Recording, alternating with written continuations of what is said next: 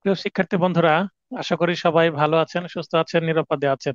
Specific relief act, সুনির্দিষ্ট প্রতিকার আইন 1877। প্যাটার্ন 4, ঘটনা বা সমস্যামূলক প্রশ্ন। এক খণ্ড জমির মালিক, কিন্তু জরিপ কর্মচারীদের ভুলে ওই জমি এর নামে রেকর্ড হয়েছে। রেকর্ড বলতে রেকর্ডকে হয়তো বা বোঝাচ্ছে। সিএস, আর এগুলোকে খতিয়ান বলে বা রেকর্ড বলে বা পর্চা বলে, একই জিনিস। তার মানে জমির মালিক একজন, কিন্তু রেকর্ড আরেকজনের নামে হয়ে আছে এক্ষেত্রে। এবং সে সুযোগে খ ওই জমি থেকে কে বেদখল করেছে। যেহেতু রেকর্ডে এর নাম আছে, তাই কে জমির প্রকৃত মালিককে জমি থেকে সরিয়ে ফেলেছে। এবার এর প্রতিকার কি? তো আমাদের বিচার্য বিষয় এখানে এসে আমরা লিখে দেব প্রতিকারটা কি। প্রথমত, ক 9 ধারার বিধান অনুসারে উক্ত জমিটি দখল উদ্ধারের জন্য এর বিরুদ্ধে মোকদ্দমা দায়েরের মাধ্যমে তা উদ্ধার করতে পারবে, যদি 6 মাসের মধ্যে মামলা করে। সেক্ষেত্রে এক্ষেত্রে শুধু দখল বিবেচনা করা হয়, ফলে মোকদ্দমা সহজে ও দ্রুত সময়ের মধ্যে প্রতিকার লাভ করা যায়। আর দ্বিতীয়ত, সুনির্দিষ্ট প্রতিকার আইনের 8 ও 42 ধারার বিধান অনুসারে উক্ত সম্পত্তি দখল, উদ্ধার ও তার অধিকার হিসাবে ঘোষণার জন্য এর বিরুদ্ধে মোকদ্দমা দায়েরের মাধ্যমে তা উদ্ধার করা যাবে। অর্থাৎ হয় 9 ধারায় অথবা 8-42-এ মামলা করতে হবে। এটাই উত্তর চাওয়া হচ্ছে। যেহেতু দখল নিয়ে নিয়েছে, তাই শুধু 42 করলে হচ্ছে না, 8টাও লাগছে। এটাকে খাস দখলও বলা হয়। এক ব্যক্তি আপনার নিকটে এসে জানায় যে তাকে তার সম্পত্তি থেকে বেদখল করা হয়েছে এবং সে উক্ত সম্পত্তি পুনরুদ্ধার করতে চায়। একই বক্তব্য, বেদখল। আপনি সুনির্দিষ্ট প্রতিকার আইনের 9 ধারা মোতাবেক উক্ত সম্পত্তি দখল পুনরুদ্ধারের জন্য মামলা দায়েরের সিদ্ধান্ত নিলেন। আপনি তার কাছ থেকে কি কি বিষয় জেনে নেবেন এবং আপনার আর্জিতে অন্তর্ভুক্ত করবেন। এবং বলা হচ্ছে, উপরোক্ত মোকদ্দমাতে বিবাদী তার লিখিত বর্ণনায় উল্লেখ করে যে বিরোধীয় সম্পত্তিতে তার শর্ত আছে। দেখেন, এখানে 9 ধারায় মামলা করা হচ্ছে এবং বিবাদী এসে বলছে আমার শর্ত আছে। 9 ধারায় কিন্তু শর্ত প্রযোজ্য না, তার মানে বিবাদীর এই কথাটা কিন্তু টিকবে না শেষ পর্যন্ত, কারণ তিনি উক্ত সম্পত্তি প্রকৃত মালিকের নিকট ক্রয় করেছেন।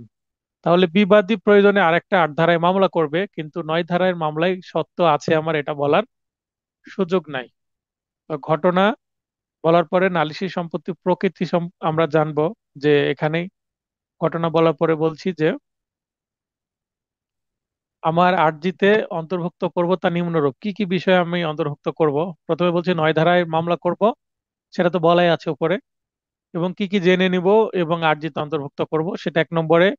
নালিশি সম্পত্তির প্রকৃতি, সেটা স্থাবর নাকি স্থাবর হলে সেটা কি প্রকৃতির।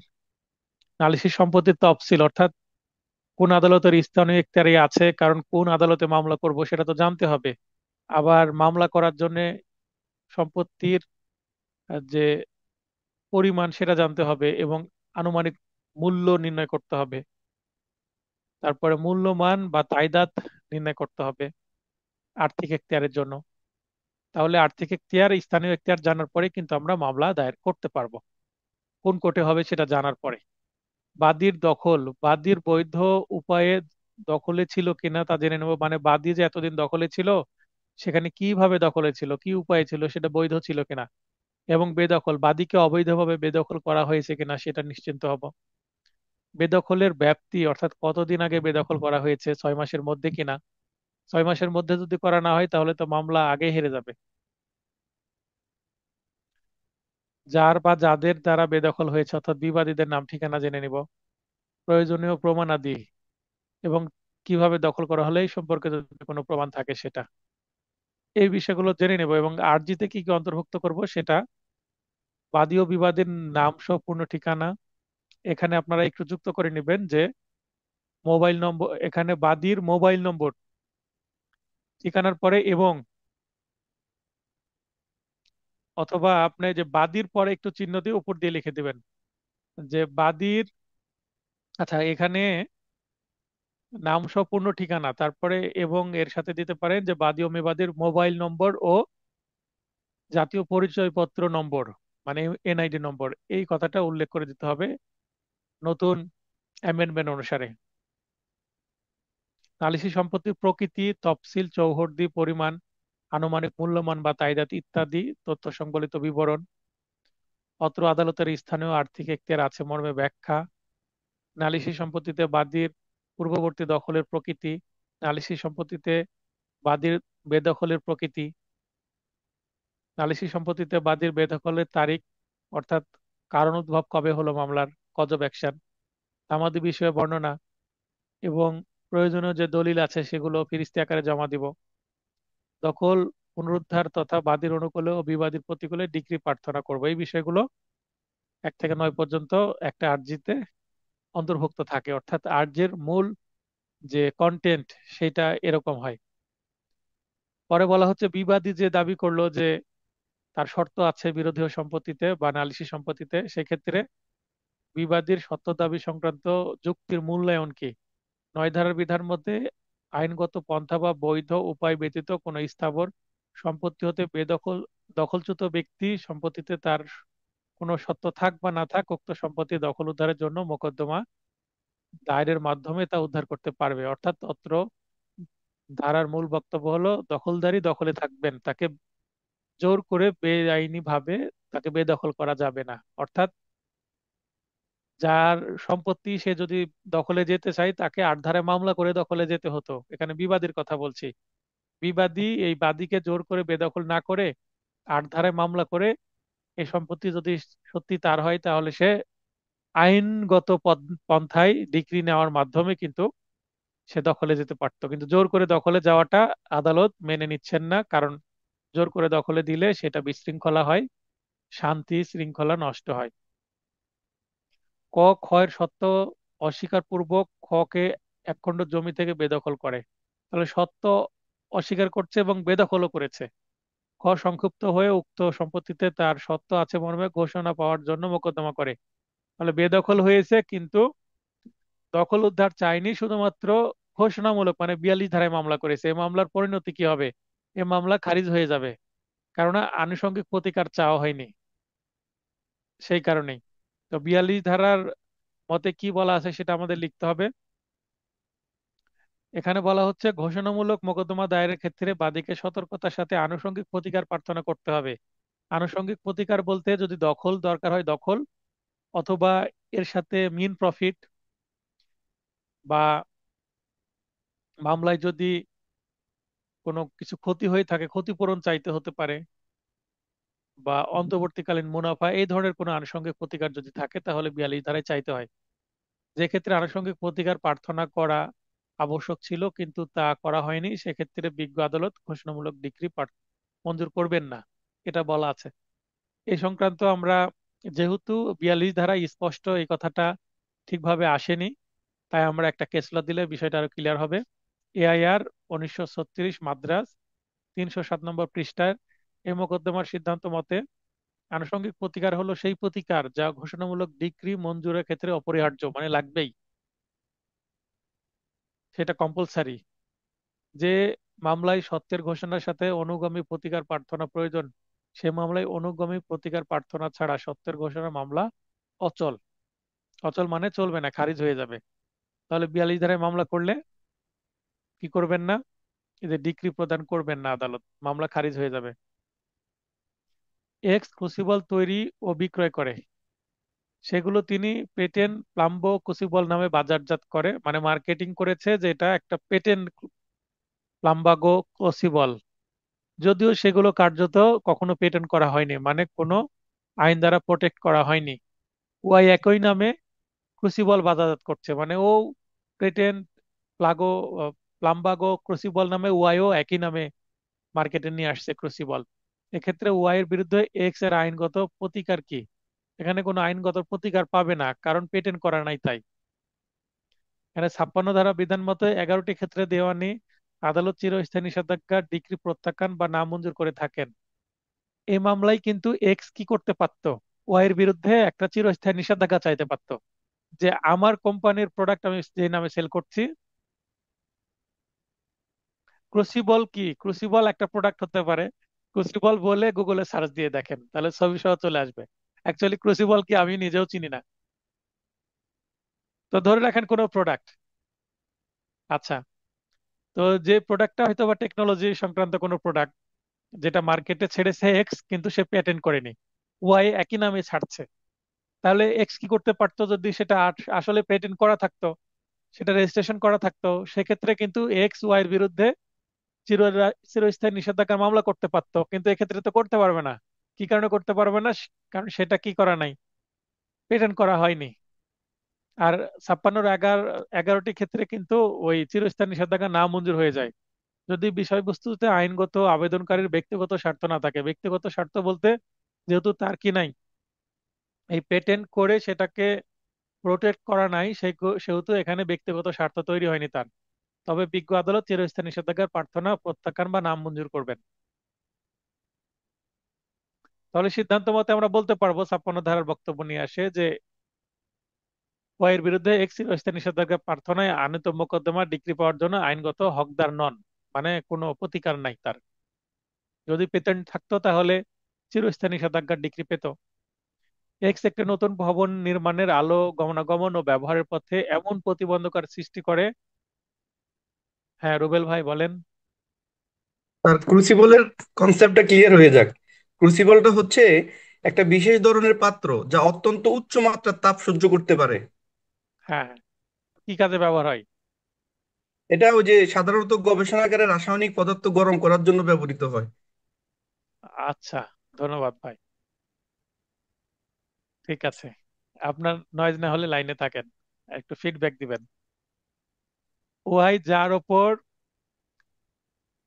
লিমিটেশন অ্যাক্টের 4র্থ খণ্ডের বিধান, মানে এখানে এজমেন্টের কথা বলা হচ্ছে, এজমেন্ট বা শোকাধিকার অনুসারে অধিকার অর্জন করেছে।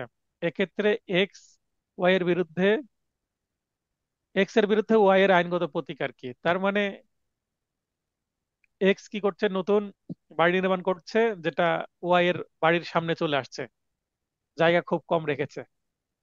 সেক্ষেত্রে কি উপায়? যেহেতু অলরেডি নির্মাণ করে ফেলেছে, তাই যে যতটুকু আলো বাতাসের পথে বাধা সৃষ্টি করছে ততটুকু কি করতে হবে? রিমুভ করতে হবে, ভেঙে ফেলতে হবে। তাই ভেঙে ফেলানোর জন্য একটাই উপায় আছে, সেটা ম্যান্ডেটরি ইনজাংশন। এটা 55 ধারা আছে, বাধ্যতামূলক নিষেধাজ্ঞা। বাধ্যতা বাধ্যবাধকতা ভঙ্গ রোধ করার জন্য কোনো কাজ যদি করতে হয়, সেক্ষেত্রে এই নিষেধাজ্ঞা বা বাধ্যতামূলক নিষেধাজ্ঞা মঞ্জুর করতে পারেন। 55 ধারায় যেটা আছে, সে অনুসারে আপনারা বাধ্যতামূলক নিষেধাজ্ঞা চাইতে পারে, এটা বলতে পারেন। আর 55 ধারায় আমি পুরোটা বলে দিয়েছি, পুরোটা যদি নাও মনে থাকে, জাস্ট 55 ধারার বিধান মতে বাধ্যতামূলক নিষেধাজ্ঞা মঞ্জুর করা যায়, এতটুকু লিখতে পারলেও হয়ে যাবে। এবং সে অনুসারেই এই ওয়াই মামলা করে এক্স এর ওই বাড়তি অংশটুকু ভেঙে ফেলতে পারবে, যতটুকু প্রতিবন্ধকতা সৃষ্টি করছিল ততটুকু দূর করতে পারবে। এই যে প্রয়োজনীয় অংশ ভেঙে ফেলার ব্যবস্থাকরণের দ্বারা আলোর গমনাগমন ও ব্যবহারের পথে সৃষ্ট প্রতিবন্ধকতা দূর করতে পারবে। কিসের মাধ্যমে? বাধ্যতামূলক নিষেধাজ্ঞার মাধ্যমে মামলা করতে হবে 55 ধারায়। রণেশের সঙ্গে জয়নাল আবেদিনের একটি ছবি আছে যা সে বিক্রয় করতে চাইলো। জয়নুল আবেদিনের বা জয়নাল আবেদিনের যে ছবি, সেটা দুষ্প্রাপ্য এবং বাংলাদেশের একটা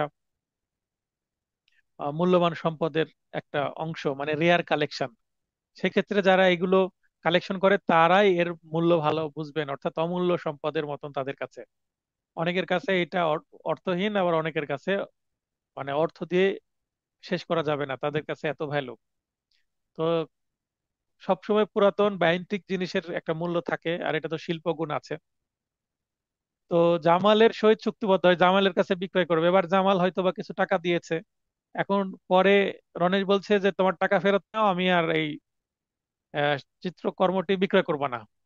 অমূল্য সম্পদ, মহামূল্যবান সম্পদ। তো এখন কি করবে?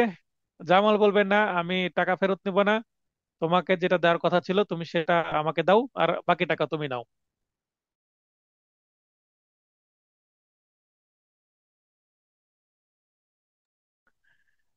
তাহলে কি করতে হবে? 12 খতে দেখেন বলা আছে, এছাড়া একটা 12 খতে, যখন সম্মতিভুক্ত কার্য সম্পাদন না করলে যে ক্ষতি হবে তার পরিমাণ নির্ণয়ের কোনো মানদণ্ড নেই এখন। যেহেতু জয়নুল আবেদনের একটা ছবি, সেইটার মূল্য কত হতে পারে এটা কিন্তু সময়ে সময়ে পরিবর্তন হয়, আবার এটার সাথে অনেকের ইমোশন জড়িয়ে আছে, এবং এটা একটি দুষ্প্রাপ্য বিষয়, বস্তু। এই কারণেই এইটা যেহেতু বিক্রয় করতে চেয়েছে তাকে বিক্রি করতেই হবে, কারণ যে আবেগ নিয়ে এসে কিনতে চেয়েছে সেই আবেগকে সম্মান জানাতে হবে, এবং তাকে দেওয়া না হলে তার মনটা কত খারাপ হবে, কতটা মন ভেঙে যাবে এটা কিন্তু নির্ণয় করা যাবে না। তাই মানদণ্ড নেই ক্ষতির। এই কারণে এটা কি হবে, 12 ধারার অনুসারে চুক্তি প্রবল করা যাবে। তার মানে চুক্তি প্রবলের মামলা করতে পারবে, যে মামলায় কিন্তু জামাল এই ছবিটা অবশ্যই রণেশের বিরুদ্ধে মামলা করে পাবে আর কি।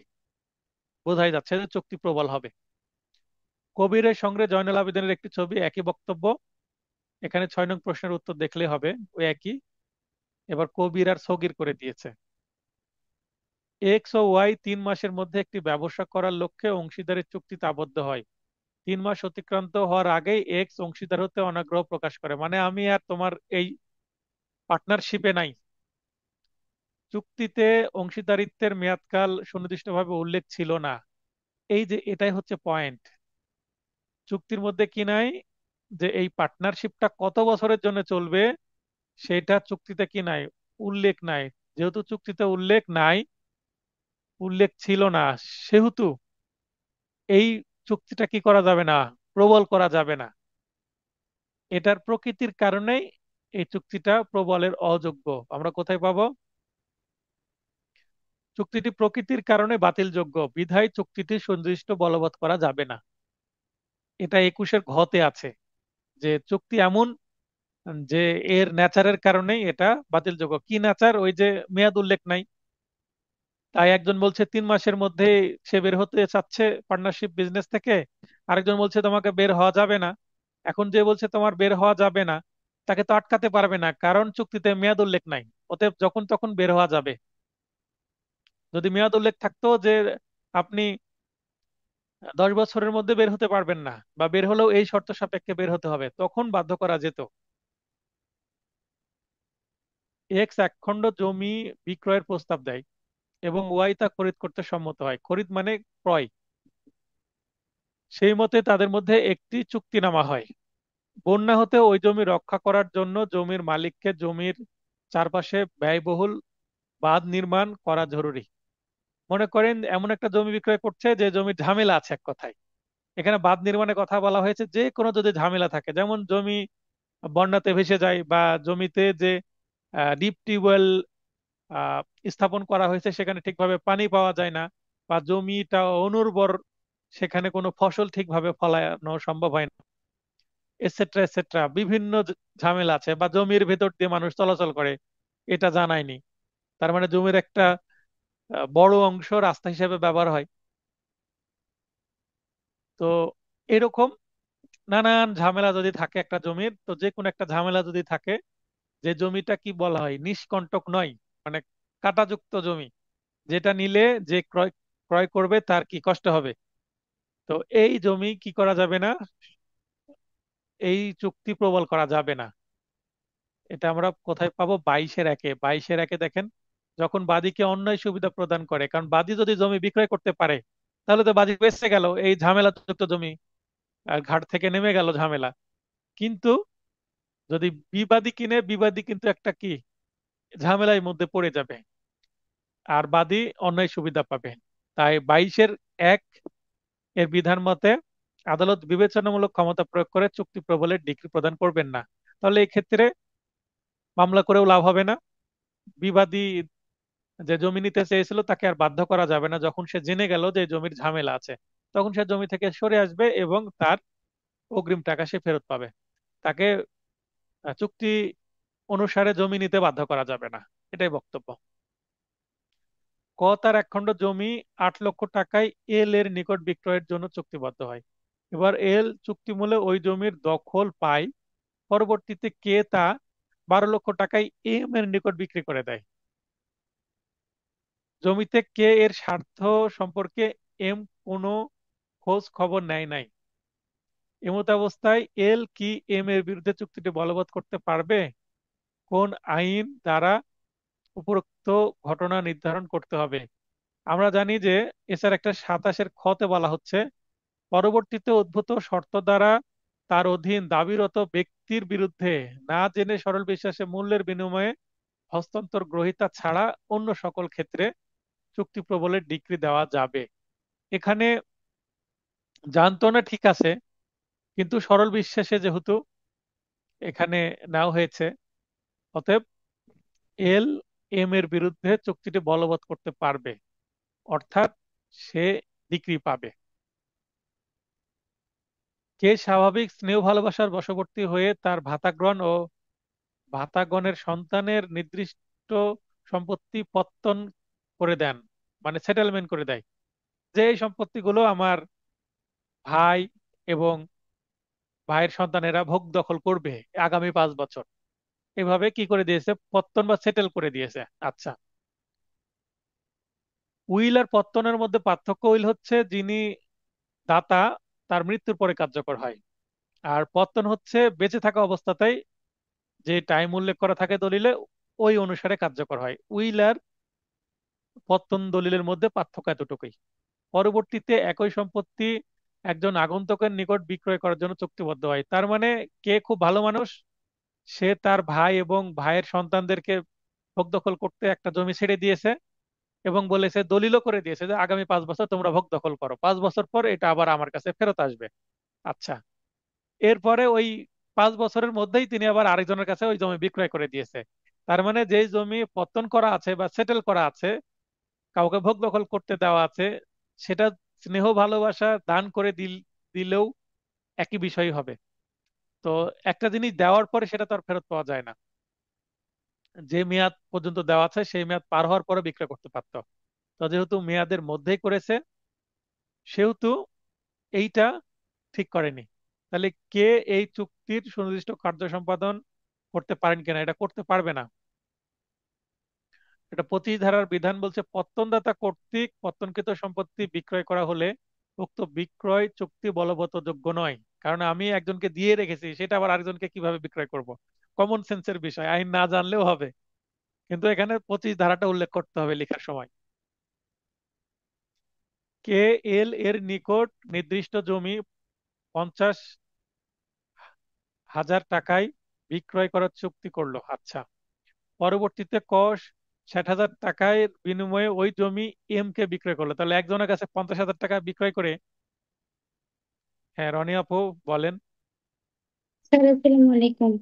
ওয়ালাইকুম আসসালাম। স্যার আসলে সুনির্দিষ্ট প্রতিকার আইনের ধারার ব্যাখ্যাগুলো মনে থাকে না, শুধু ঘটনা মনে রেখে শুধু যদি ধারাটুকু মনে রাখি যে 25 ধারা মতে বিক্রয় চুক্তি বলবৎযোগ্য নয়, ভিতরের ঘটনাটা আমি দিতে পারলাম না, পত্তনদাতা কর্তৃক এইটা সেটা এগুলা বলতে যদি না পারি, তাহলে কি হবে? নম্বর কমে যাবে, কারণ এটা ব্যাখ্যা আসলে হলো না, জাস্ট উত্তর হলো। কারণ 5 নম্বর পেতে হলে তো আপনাকে ব্যাখ্যা দিতে হবে যে কি কারণে 25 ধারায় পারবে না। এখানে আপনার এই প্রশ্নের আবার উত্তর দিই আমি। আপনার যদি ধারা মনে থাকে, ঘটনার জি মধ্যেই স্যার। তো তথ্য লুকিয়ে আছে, আছে না? দেখেন, পত্তনদাতা কর্তৃক পত্তনকৃত সম্পত্তি পরবর্তীতে বিক্রয় করা হলে উক্ত বিক্রয় চুক্তি বলবৎযোগ্য নয়। এটা তো আপনি প্রশ্নের মধ্যেই পাচ্ছেন, যে সে পত্তন করে দিয়েছে পরে বিক্রয় করছে, তখনই তো আপনার মনে পড়ে যাবে যে স্যার এটা আসলে এই পত্তনকৃত সম্পত্তি। শব্দগুলোই মনে থাকে না, এ স্যার একটার এই শব্দগুলোই মনে থাকে না, আচ্ছা পত্তনদাতা তাহলে এখানে পত্তন মানে এই শব্দই মনে থাকে না। আচ্ছা তাহলে এখানে আপনাকে আমার এমসিকিউ নোটের ওই জায়গাগুলো শর্ট করে নিতে হবে। তারপরে আমি চেষ্টা করব আপনাদেরকে যে পরিশিষ্ট দেওয়ার কথা বলেছিলাম, নোটের ওই পরিশিষ্ট পিডিএফ আকারের কাজ আমার চলছে, একটা মানুষ অনেক কাজ করছে। শেষের যদি আমি 3-4 দিন আগেও সেটা দিয়ে দিই, তাও আপনাদের কাজ হবে। ঠিক আছে? অন্য সাবজেক্ট আম- সমস্যা হয় না স্যার, আসলে এসআর আমি সব একটারই আমি আসলে এই দুটার কথা আমি মনে সব থাকে না। আমি সব সাবজেক্টই দিব, যদিও এটা দেওয়ার দায়িত্ব নিয়েছিল স্বপন ভাই। স্বপন ভাইয়ের সাথে কথা বলবো কি অবস্থা। তবে আমি হয়তো 4-5 ঘন্টা কাজ করলে এটা করে ফেলতে পারবো, কিন্তু রাত জেগে কাজ করতে লেগে আবার চোখে ব্যথা শুরু হয়েছে। আমি রাত জেগে কাজ করলে এই অঞ্জনি বের হয় চোখে। তবে আমার চশমা দরকার, স্ক্রিন বেশি দেখার কারণে চোখ জ্বালা পোড়া করে। যদিও আমার দেখার কোনো ইস্যু নাই, কিন্তু এই স্ক্রিন প্রোটেকশনের জন্য একটা চশমা কালকে নেওয়ার পরিকল্পনা করছি, যেন লং টার্ম স্ক্রিন রাত জেগে যখন আমি খাতা দেখছি তখন সমস্যা হচ্ছে, চোখ জ্বালা পোড়া করছে, চোখ ফুলে যাচ্ছে। খাতাগুলোও তো স্যার স্ক্রিনেই দেখতে হয় আপনার, এটা হচ্ছে মেজর প্রবলেম। হ্যাঁ হ্যাঁ। খাতা রুবেল যদি ভাই, ফিজিক্যাল খাতা হতো সমস্যা স্যার হতো। একটা ছোট্ট ছোট্ট সাজেশন স্যার, সেটা হচ্ছে ওই ড্রপও দেয়। হ্যাঁ, একটা ড্রপও নিয়ে নিবেন স্যার। ড্রপ দিলে কি হবে, হ্যাঁ ওই ড্রপ চোখের ড্রপ পানি আছে পড়াটা বন্ধ হয়ে অ্যাকোয়া। যাবে স্যার। আমার চোখের পানি পড়ে না, আমার চোখের খুব একটা ইস্যু নাই। মানে আমার চোখ একেবারে স্বাভাবিক আছে, যে আলহামদুলিল্লাহ আমি এত স্ক্রিন দেখি তারপরও সমস্যা হয় না। কিন্তু একটা তো নেওয়ার ক্ষমতা আছে মানুষের, টানা যদি 12-13 ঘন্টা যদি স্ক্রিন দেখা হয়, সেই ক্ষেত্রে চোখের কি অবস্থা হবে বলেন।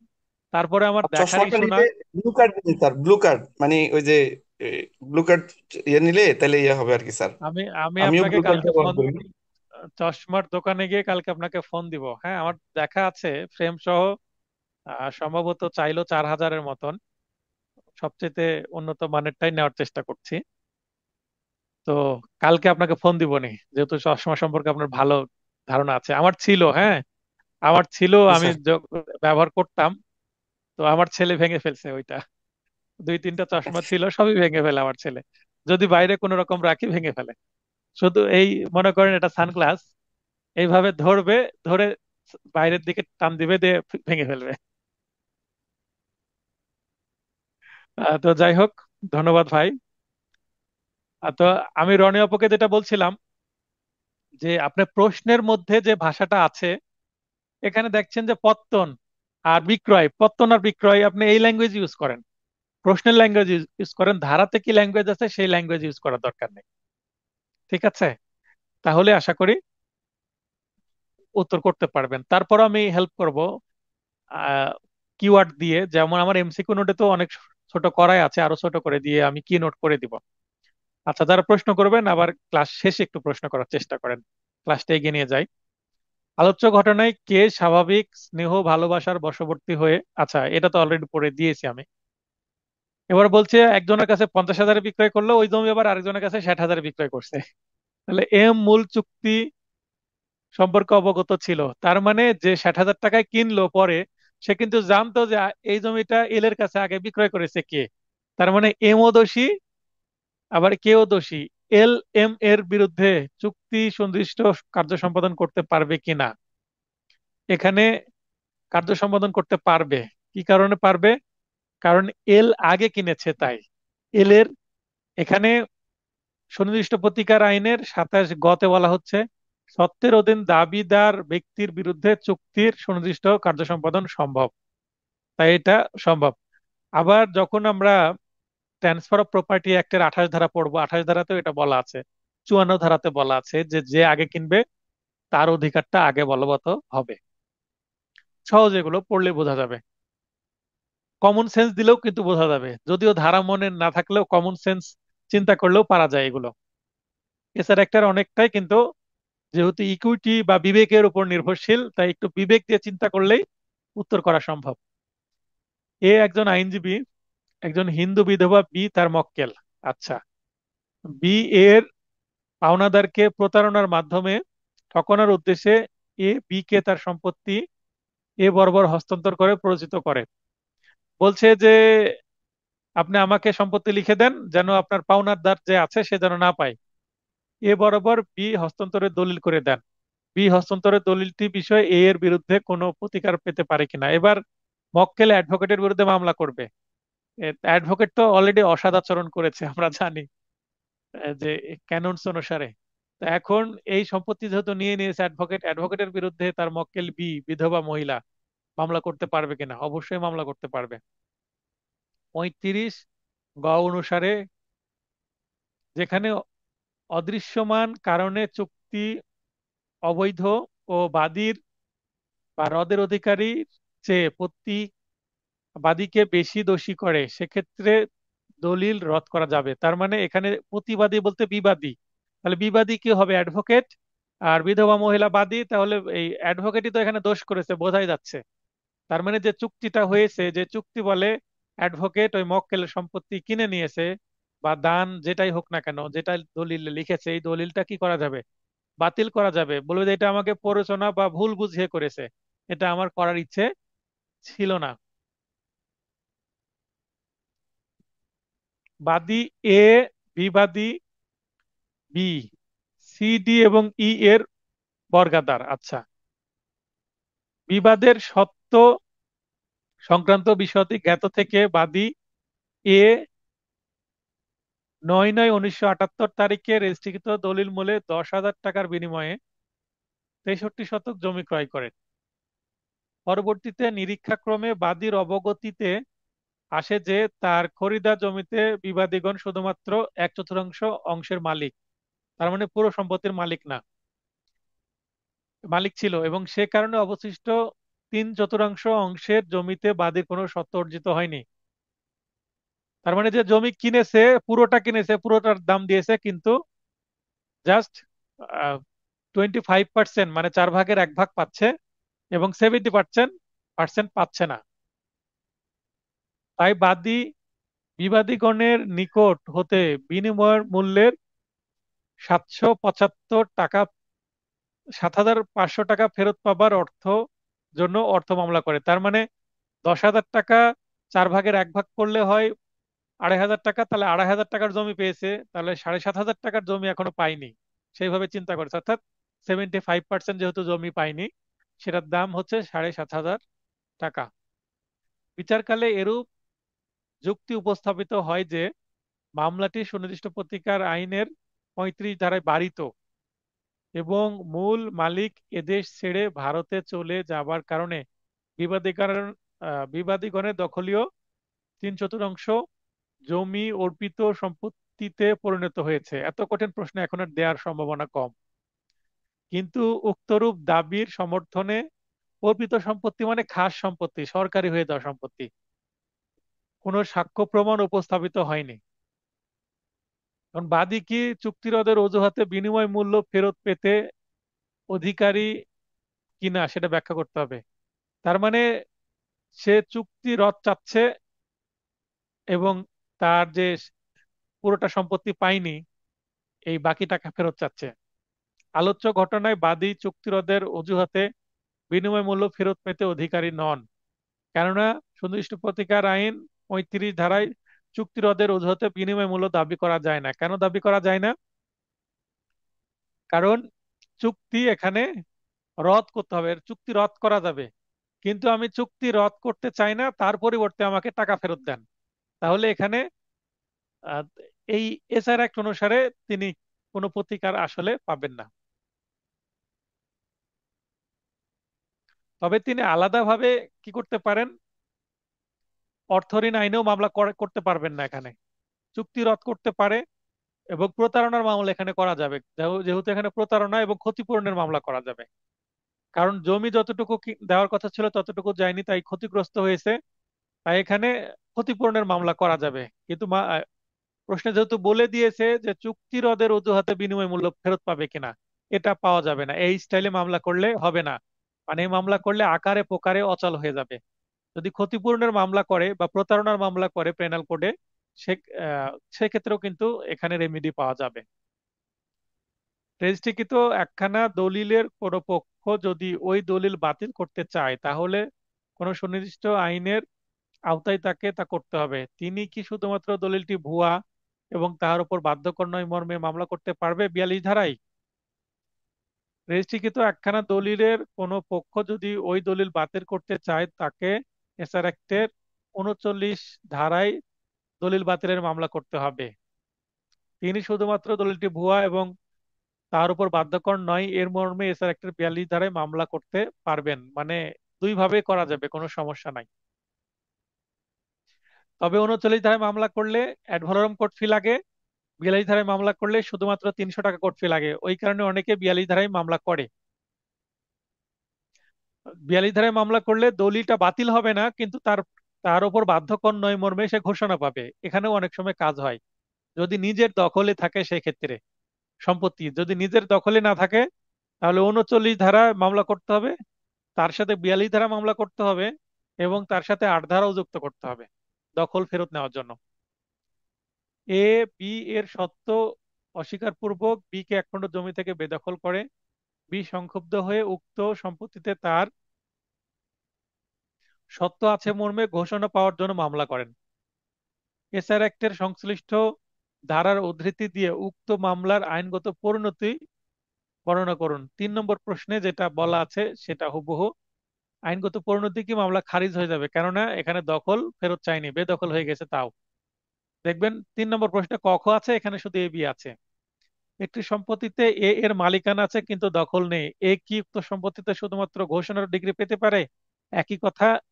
তার মানে 17 এবং 16 একই প্রশ্ন, 3 নম্বরেও ক খ দেওয়া আছে একই প্রশ্ন। তার মানে যার দখল নাই তাকে অবশ্যই 42 ধারার সাথে 8 ধারা যুক্ত।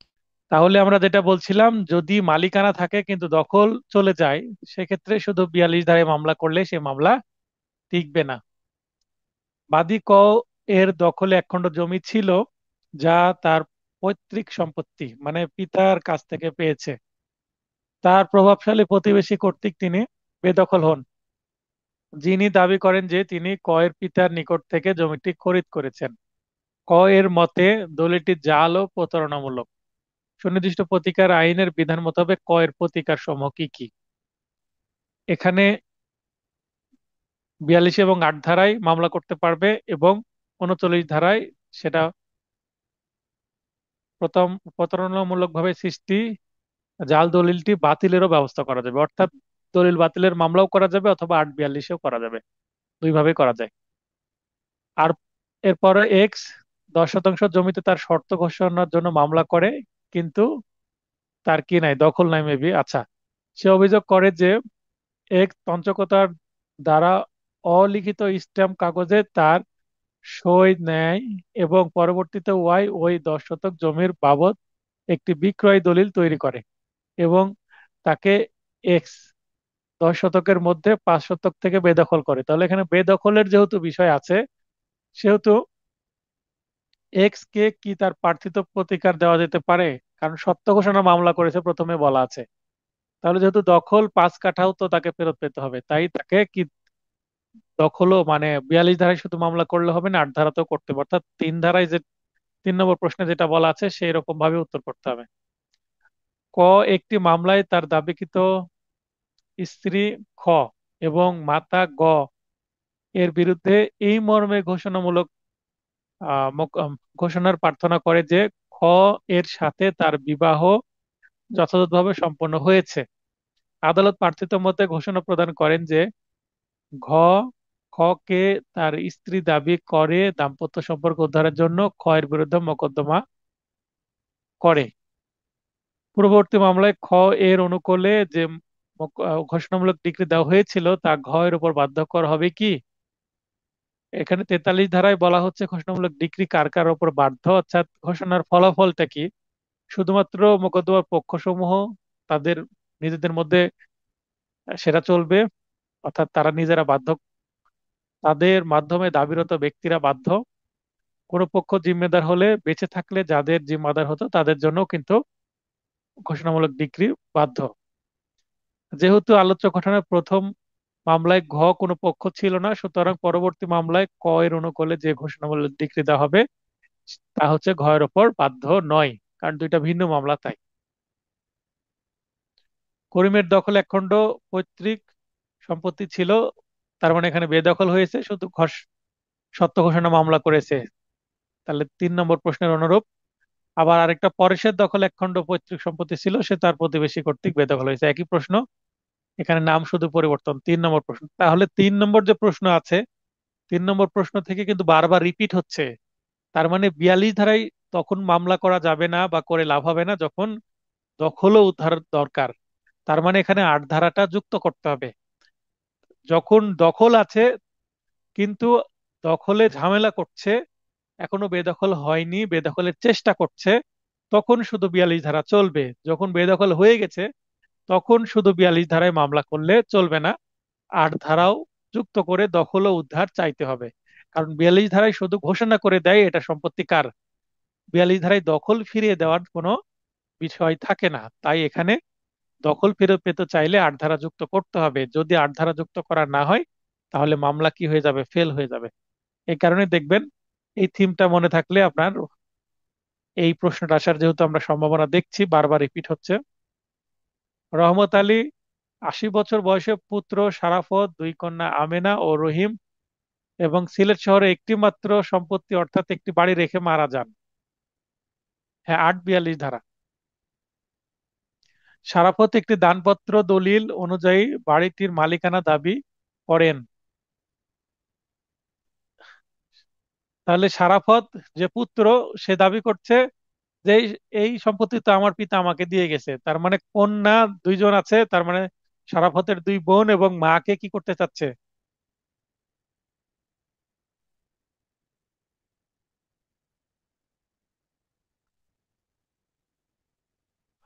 এখানে দুই বোনকে ও রহিম, দুই আমেনা ও রহিমা, এখানে রহিমা হয়তো বা হবে।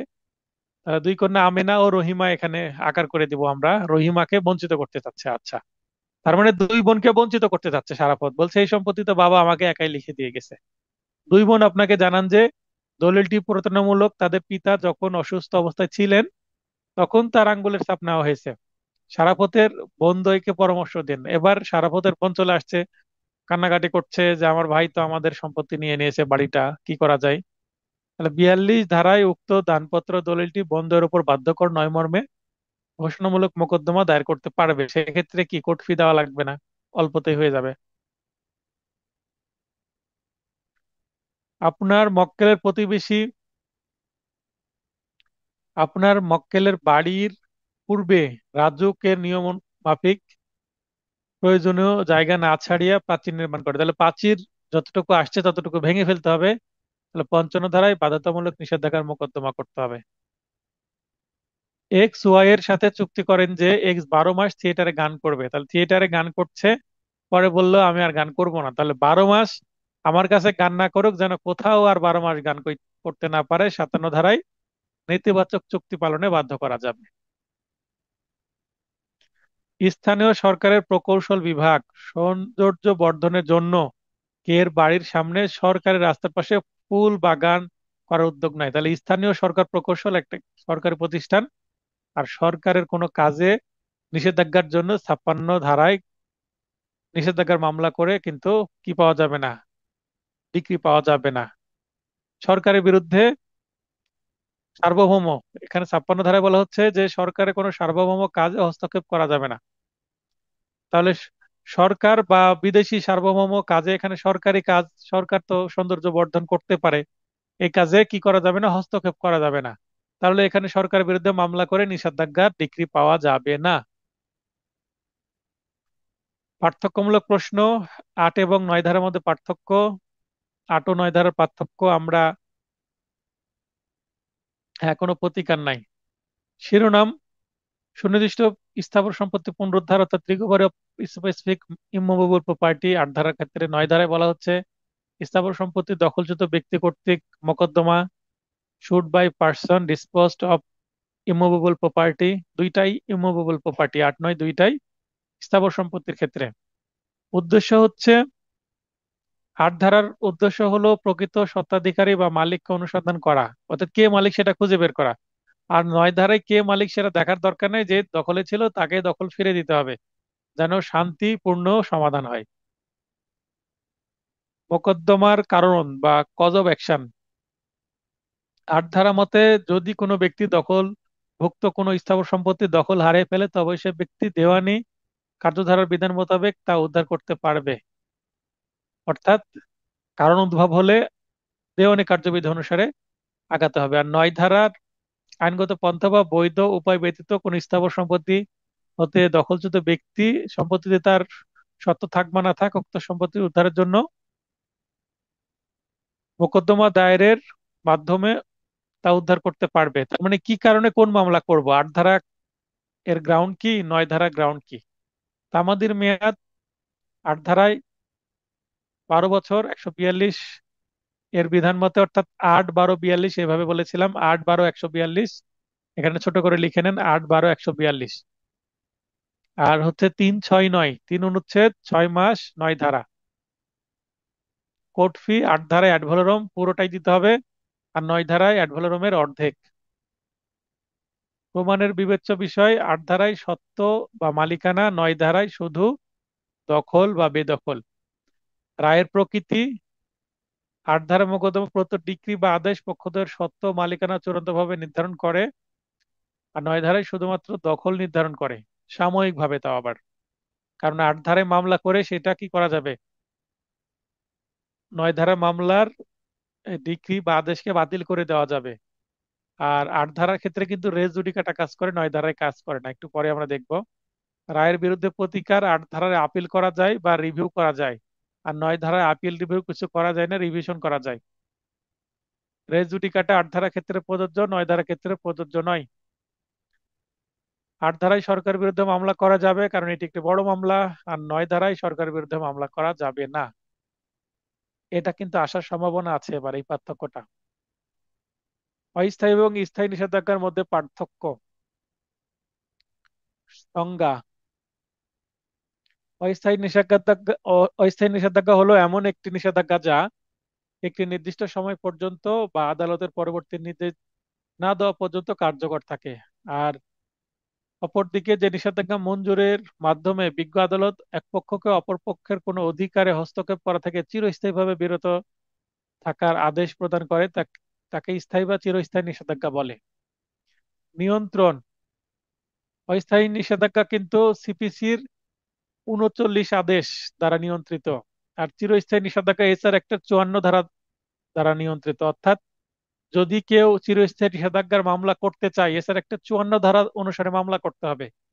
আর কেউ যদি অস্থায়ী নিষেধাজ্ঞা চায় তাহলে যে কোনো মামলার আন্ডারে জাস্ট সিপিসির অর্ডার 39 অনুসারে একটা পিটিশন দিয়ে দিলেই যে কোনো মামলায় অস্থায়ী নিষেধাজ্ঞা পাওয়া যেতে পারে, যদি সেই সংক্রান্ত পরিস্থিতি বা গ্রাউন্ড থাকে। প্রার্থনাকারী, অস্থায়ী নিষেধাজ্ঞা প্রার্থনার বাদী বা বিবাদী যে কোনো পক্ষ দাবি করতে পারে, অর্থাৎ বাদীও অস্থায়ী নিষেধাজ্ঞা দাবি করতে পারে, বিবাদীও দাবি করতে পারে, কারণ এটা পিটিশন দিয়ে করতে পারে। আর চিরস্থায়ী নিষেধাজ্ঞা যেহেতু মামলার মাধ্যমে করতে হয়, আর মামলা তো শুধুমাত্র বাদী করতে পারে, তাই এখানে বাদী শুধু দাবি করবে। প্রার্থনার প্রকৃতি, অস্থায়ী নিষেধাজ্ঞা প্রার্থনা দরখাস্ত আকারে, আর চিরস্থায়ী নিষেধাজ্ঞা আর্জি আকারে। সিদ্ধান্তের প্রকৃতি, আদেশের মাধ্যমে দেওয়া হয়, আর চিরস্থায়ী হচ্ছে ডিক্রি বা রায়ের মাধ্যমে। নিষেধাজ্ঞা বাতিলের এখতিয়ার, মঞ্জুরকারী আদালত উপযুক্ত কারণ ও অবস্থাধীন রিভিউ এর মাধ্যমে। যে আদালত দিল অস্থায়ী নিষেধাজ্ঞা, সেই আদালতে রিভিউ করা হলে রিভিউ এর মাধ্যমে সেটা বাতিল করা যেতে পারে। আর যদি চিরস্থায়ী নিষেধাজ্ঞা দেয় সেটা কিন্তু আপিল আদালত আপিল এখতিয়ার মূলে সেটা বাতিল করতে পারবে, তাছাড়া বাতিলের কোনো বিধান নাই। এই 6টা পয়েন্ট হলেই 5 নম্বরের জন্য এনাফ। দলিল বাতিল করণের মামলা, মানে দলিল বাতিল আর দলিল অবৈধ ঘোষণা। তার মানে পার্থক্য, ধারাগত পার্থক্য, 39 ধারা আর এটা 42 ধারা। কোর্ট ফি মূল্যের অনুপাতে, মানে অ্যাড ভ্যালোরাম কোর্ট ফি দিতে হবে 39 ধারায়। আর ঘোষণামূলক 300 টাকা। কোর্ট ফির পরিমাণ জানার জন্য আপনাদেরকে আমি অলরেডি মুসাবিদা অংশে কি দিয়েছি, লিস্টে দিয়েছি, ওখান থেকে পড়ে নেবেন। দলিলের প্রকৃতি, বাতিলযোগ্য দলিল বাতিলের মামলা করা যায়, বাতিলযোগ্য যেগুলা ভয়েডেবল ইনস্ট্রুমেন্ট বা ডকুমেন্ট, ভয়েডেবল ডিড গুলোকেই কিন্তু ভয়েড এর জন্য বা বাতিলের জন্য মামলা করা যায়। আর অবৈধ বা জাল দলিলের ক্ষেত্রে ঘোষণামূলক মামলা করা যায়। প্রতিকারের প্রকৃতি, দলিল বাতিলের মোকদ্দমার ডিক্রি অপেক্ষাকৃত বেশি বলবান, অর্থাৎ কোন ডিক্রিটা শক্তিশালী হবে। 39 ধারায় দলিল বাতিলের মামলা করলে সেটা শক্তিশালী, আর ঘোষণামূলক অপেক্ষাকৃত কম ও বলবান। বলবান বলতে কতটা স্ট্রং হবে ডিক্রিটা সেটা বোঝানো হচ্ছে। টিকামূলক প্রশ্ন, সরকারের বিরুদ্ধে খাস দখল উদ্ধারে মামলা করা যায় কিনা। খাস দখল বলতে 8 ধারায়, 8 ধারায় মামলা করা যায়, 1 নম্বরের জন্য আসতে পারে। 21 ধারার তাৎপর্য কি।